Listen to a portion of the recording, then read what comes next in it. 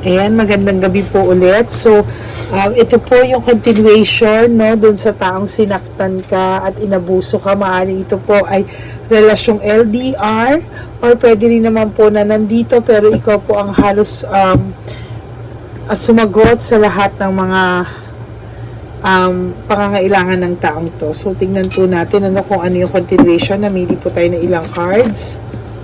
So, para po dun sa may mga karelasyon na may third party na ngayon, so meron na po silang kinakasama or meron po silang kinasama or maaaring ikaw po ang third party. Ganito po, pag naghuhula po ako, ikaw po yung person ko at kahit po asawa o yung kabit po yung third party, sila pa rin po yung third party. Okay, kahit ikaw po yung legal o hindi, ikaw po pa rin yung person ko na sinasabi. So, ito po ay may home conflict sila ngayon, so lack of support. So, sila po ay nagkukulang na. No, kasi dati po napakasarap ng buhay nito, parang lahat po ikaw ang nag-asikaso. So, itong taong to, either siya or yung karelasyon niya po ang nagkakaroon ng depression. Kasi po, nagsisimula na nga po silang magbanat ng kanilang mga buto. So, ito po, meron ka pong success na parating sa buhay mo kung ikaw po ay truly na nakamove on na sa taong to or kung nagdesisyon ka na po na mag-stop na sa taong to. So, ito po ay marami pong success at good luck na darating sa buhay mo. No? So, ayan po yung susunod na card. Okay. Lapag ko na muna po.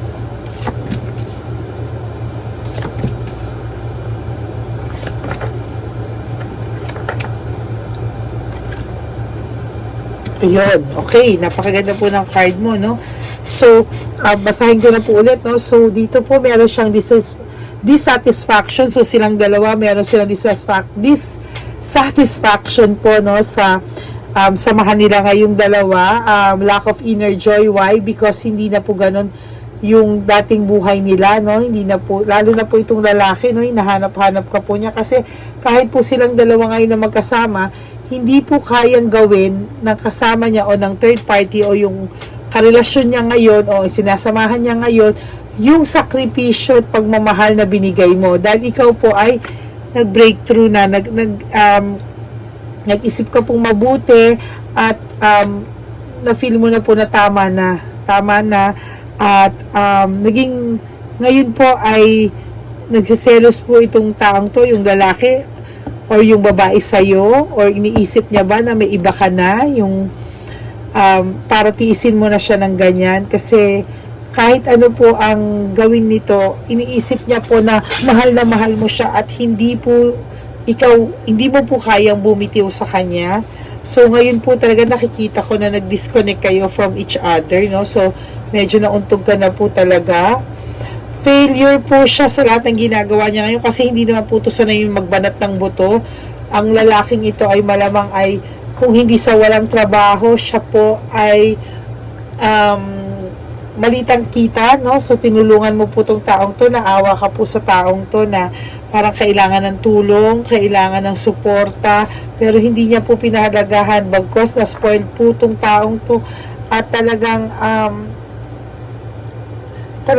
naabuso ka po ng sobra, no? So, yung itong panic po, nagkakaroon po sila ng panic attack kasi slowly, nag-change na po yung buhay nila, no? Nararamdaman na po nila yung mga hindi magandang dumarating sa buhay nila, no? So, ikaw po ay na-overcome mo na po yung mga challenges mo sa buhay simula nang wala tong lalaking to, no? Nakaka-adjust ka na sa buhay at unti-unti, kahit masakit, nakakaraos ka sa araw-araw. So, yung mawala po itong taong to sa buhay mo, ito po ay victory and success na po for you.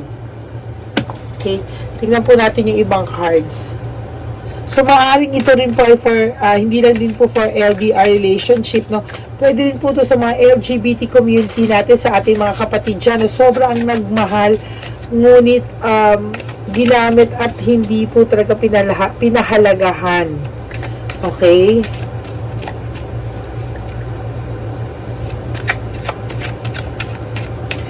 Universe. Divine Universe, Souls, Spirits, please guide para sa taong binabasahan ko ngayon. So, ayan na po. Dumating na po yung kanilang punishment. Ang taong pong ito ay sobrang ma-pride. Ayan po, excess pride. So, pinapunish na po sila. Ngayon, nakakaramdam na po sila ng balik ng tadhana sa kanila. Maaring hindi nyo lang po ito nababalitaan o nakikita, or pwede rin pong nababalitaan nyo to. Pero, sabi ko po sa inyo, ang buhay nila ngayon ay pakiramdam nila panay parusa na lang po sa kanila.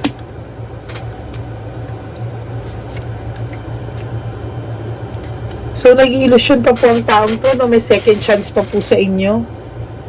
No? Gusto niya pong ayusin pa, no? Nag-ano pa to ng reconciliation with you, na feeling niya po ay nag-hope siya at nag-wish siya na hanapin mo siya or aabuin mo tong taong to. Tamad po ang taong to. Work without result, or tamad po itong taong to, o lagi na lang po palipat-lipat ng trabaho, or wala po siyang trabaho na nag-work sa kanya.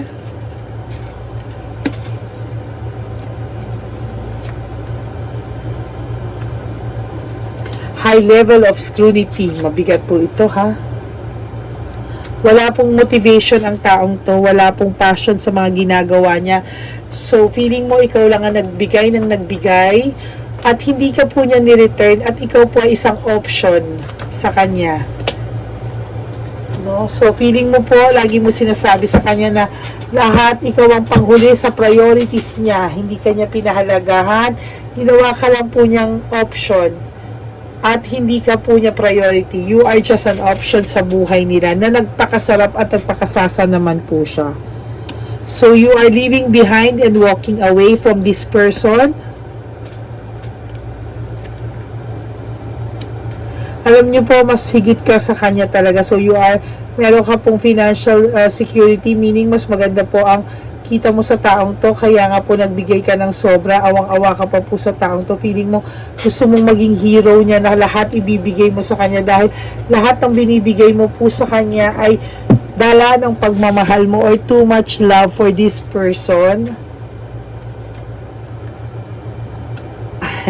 Ang dami mo pong sinakripisyo sa kanya, at naging martyr ka rin po sa kanya. So, ito po pinapakita ko sa inyo para alam nyo po na ito nagre-resonate at ito ang energy po na nakukuha ko ngayon dito po sa ating mga barahan, no? So, kaya po talagang nilagyan ko ng meaning ang bawat cards para pagbunot ko at diniscuss ko po sa inyo at in-explain ko po sa inyo, align tayo, no? Kasi alam nyo rin po ang meaning ng baraha.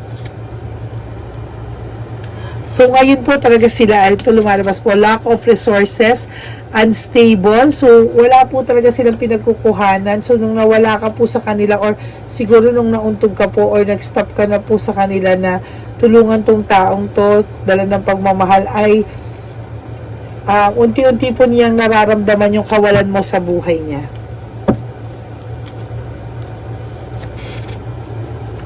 So, kailangan niya na pong gumawa ng aksyon, ano? So, maaaring ang taong ito po ay hanapin ka, magparamdam sa iyo. Kung ganun po ang lahat po ay ginawa mo sa taong to, hindi tumatak ka po sa taong to, maaaring ito po ay dala ng pangangailangan at option ka lang po niya talaga. Sorry po, pero sorry po talaga yun na lumalabas sa baraha. You need to rest. Ipahinga mo po ang puso mo, ang isip mo. Kailangan mo pong ayusin lahat ng mga bagay-bagay sa buhay mo.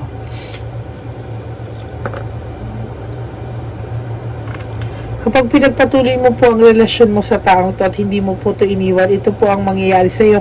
Heartbreak, suffering, and grief. So, sobra po ang sakit na binigay sa iyo ng taong to. Dinurog-durog ka po dito. Kaya parang awa mo na po, wag mo nang balikan.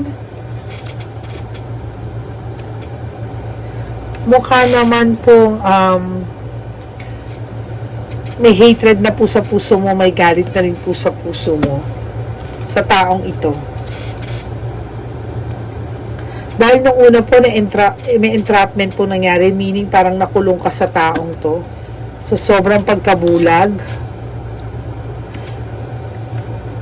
Okay, ngayon po tinatry mo na pong gawin yung head over heart tactics na mas sinusunod mo po yung heart, yung isip mo, yung head mo, kesa po sa heart mo na yung isip mo po ay talagang masaya na at alam niyang tama yung ginawa niya para sa sarili niya, pero ang puso mo minsan nagsasabi pa na bakit nangyari ito.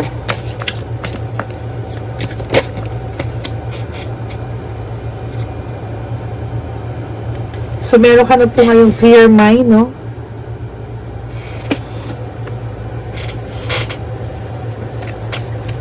Okay, Spirits, Universe, Divine Mercy. Ano po ang masasabi niyo dito? So ngayon marami po nag-aantay sa'yo na hope, faith, and rejuvenation. Ayusin mo po yung buhay mo, hindi pa po huli ang lahat, no? Mahalin mo po ang sarili mo, ang pamilya mo na laging nandyan para sa iyo. Marami po nagmamahal sa iyo, no? Huwag mo na po itong intindihin itong third person mo na nakit sa iyo, inabuso ka, kahit nagpakahirap ka sa ibang bansa. Sabi ko nga po,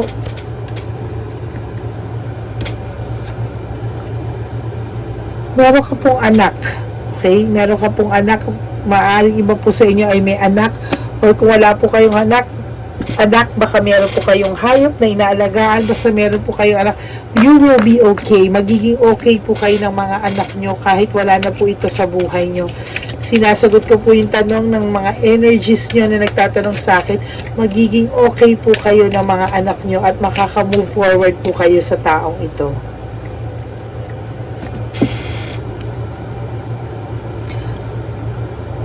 Coldness and bad advice. So, lagi lang po itong maninisi sa'yo, no? Lagi lang po itong on, off po siya sa coldness niya, ta sweet, coldness sa sweet niya noon sa'yo, no? So, pag may pag may kailangan siya sa'yo, sobrang lambing niya sa'yo. So, dumarating na po ang bad luck sa kanila and, no control. Wala na po silang control sa mga bagay-bagay. Darating po talaga sa kanila ang bad luck. Dahil ang karma po ay hindi mo po ito mapipigilan. Kusa po itong darating sa inyo. Sa inyong mga nanakit. So, itong pong taong to ay possessive at greedy, no? Gusto niya sa kanya lahat mapunta. Gusto niya lahat sa kanya. It's all about him or her. Diba? Yun po ang nakikita ko sa taong ito.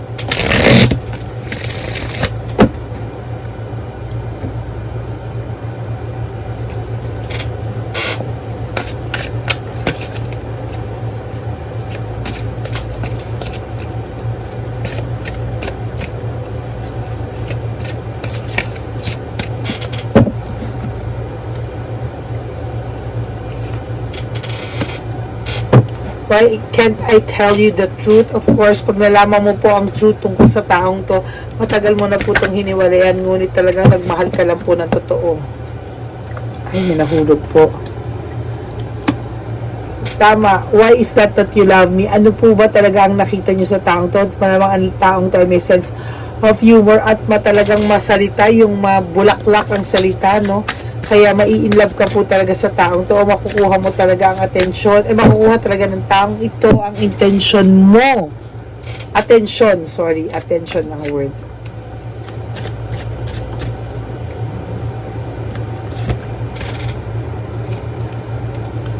I'm obsessed with you. Obsessed in what way? Baka ito po ay obsessed dahil sa sarap ng buhay niya sa'yo, na alagang-alaga mo po at buong pagmamahal mo po siyang inalagaan at minahal. Alam mo po itong taong to, hindi po siya sayang. Sinayang ka po niya. Sinayang ka talaga niya.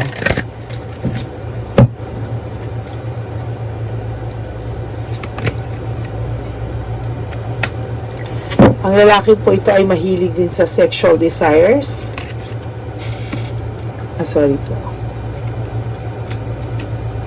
I don't know who I am anymore. Simula po nang nawala ka sa taong to, nagkamalas-malas din po ang buhay nito at yun nga po, may mga bagay siyang hinahanap na hindi mabigay ng kahit sino sa kanya. Kung hindi, ikaw lang po talaga ang bukod tanging nakapag-alaga sa taong to na tumatak sa kanya, ngunit sinaya ka po niya at nawala na siya. Nawala ka na sa kanya at nawala rin na po siya sa sarili niya. Dahil hindi niya po alam kung ano na mangyayari sa takbo ng buhay niya. The way I have treated you was wrong. Alam niya po ito na mali, pero wala na po siya magagawa dahil ang alam niya po ay iniwan mo na po siya at nagising ka na.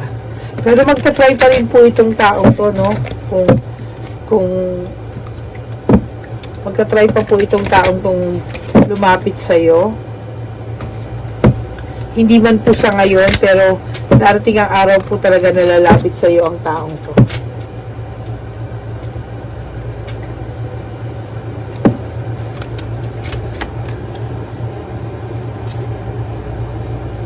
So, the way I have treated you was wrong.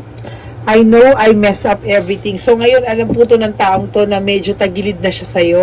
Tagilid na po siya sa buhay mo ngayon na hindi niya alam na mukhang seryoso ka na this time na wag na siyang tanggapin ulit sa buhay mo. Or, kung hindi man po kayo nag-uusap ng taong to, ay totally mag-move on ka na ng walang closure. So, sabi niya, I am not available. Meron nga po itong kinakasama ngayong third party. So, lahat po ay ginagawa niya para makalimutan ka niya. Dahil meron siya kinakasama ngayon na gusto niyang paramdam at pakita sa mga tao na masaya siya. Pero sa totoo lang po, bumupunta na sa kanila yung tinatawag natin na hindi maiiwasan ng mga bad luck. O ngayon po sinasabi niya na mas gusto ka niya kesa po dun sa kinakasama niya ngayon kasi magkaiba po kayo, as in malayo po kayo.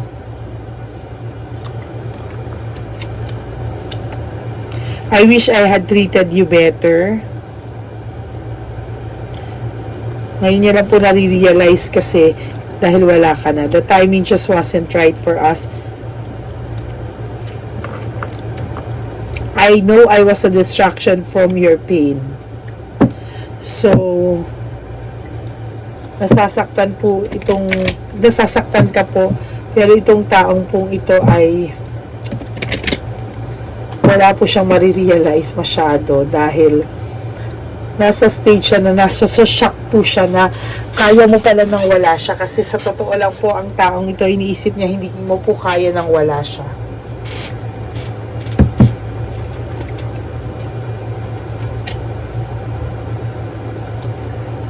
So, bukas po, maglalabas po ako ng baraha. Dahil ang energy ko po ngayon ay yung sinayang na tao, yung mga tao na nasayang o sinayang ang pagmamahal nila, maglalabasin po ako ng ganun. Titignan ko po yung energy nun. Bigla ko lang po naisip ngayon. Sinayang kanya. Okay, so ngayon po meron po talaga siyang kinakasama. Pero yun nga po sinasabi ko, kahit may kinakasama po siya, magulo po sila. Nag-iisip po pa rin po siya palagi na ang sarap na ng buhay niya sa'yo, dapat nakontento na lang siya sa'yo, pero wala na po. So ang taong to ay ayan po, malungkot din po siya at talagang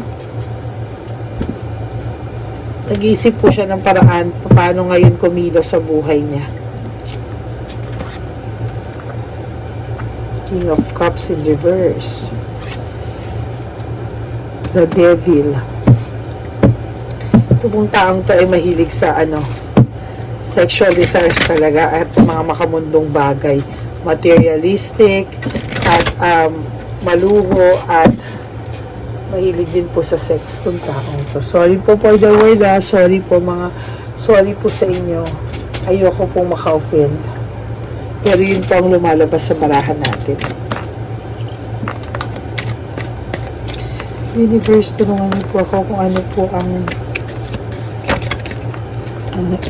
kung ano po ang message po natin sa continuation nito. Ayan, lumalabas po. So, ang tao pong ito ay naiisip ka po niya. Yun nga po, pangalawang beses na po lumabas siyang I want you. Pero, huli na po ang lahat kasi ang taong ito po ay sinukuan mo na.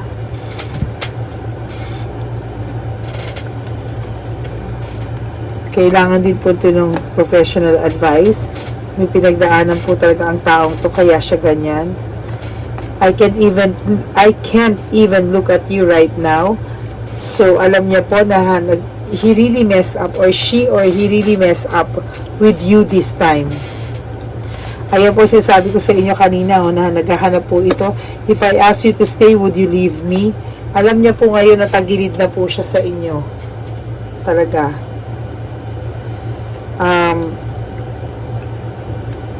Ito po, nagtitingin ka na po ng options, ibang options na I think we should see other people. So, I think you are open na.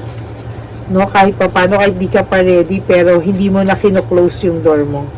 And there is someone else, of course. There is someone else kasi po may third party pong involvement dito.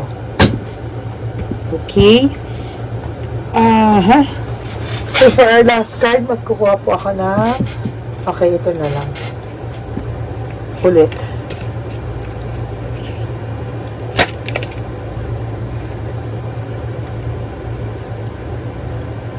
Just being near this person is toxicating.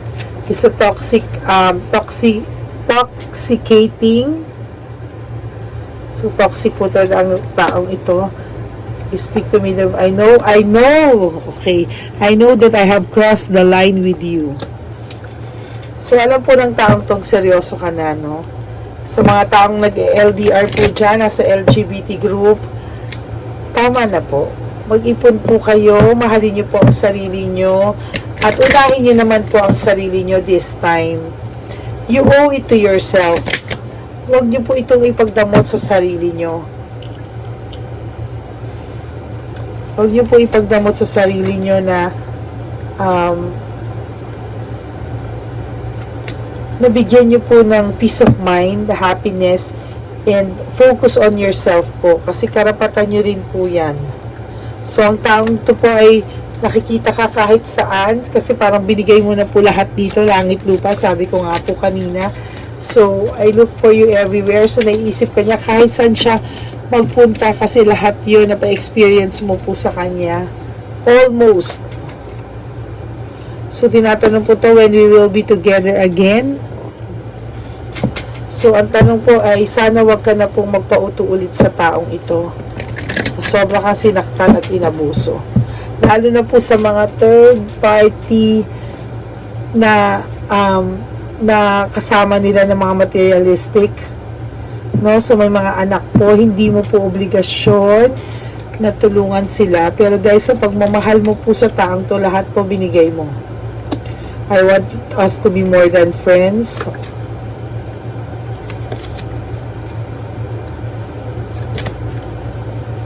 So, ayan po, merong iba dito na sila yung ginost. I left you before you could leave me. So, inunahan ka po. Maaaring yung iba po dito, no closure, no? Bigla na lang nagwala ng parang bula. I left you before you could leave me. Kasi nakaisip na po sila, no, na pwede silang iwanan. Pwede nyo silang iwanan, kaya inunahan na po niya kayo. So, sa mga oras po na ito, no, please, pag-isipan niyo po ito kasi victory and success po ito kung wala ka na po dito sa taong to. O tayo ng isang card. Consider your foundation. So, dapat daw po yung foundation mo. Pag nag-decision ka ngayon, you have to stick with the decision. Kung ayaw mo na pong ma-experience itong lahat, no, ay iiwanan mo po ito at magsisimula ka ng bagong buhay. Okay?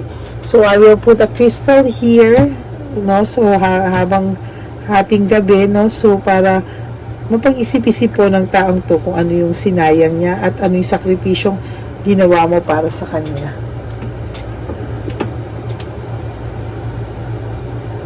Yan. So, thank you very much po. This is a part 2 of doon sa kanina po na sinaktan ka at inabuso ka ng sobra. At for LDR relationships, LGBT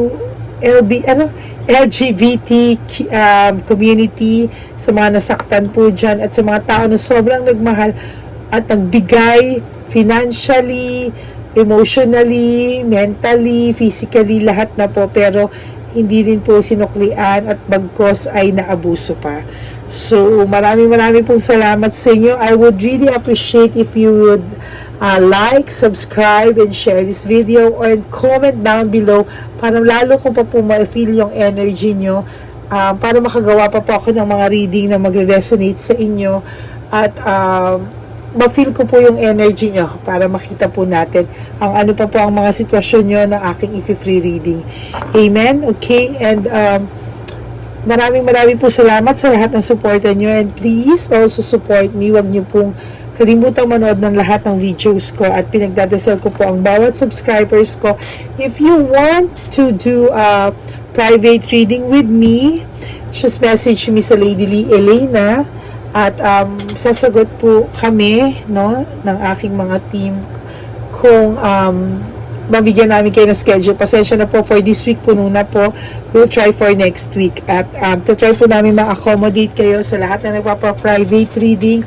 The good thing about private reading is yun po ay energy nyo lang, solong-solo nyo po at ang sitwasyon nyo lang. So, yun lang po at maraming po salamat and good night everyone, and may God bless you all, and I will pray for you, and good luck sa buhay niyo po at sana tuluyan na po kayong malayo sa mga ganitong klaseng tao.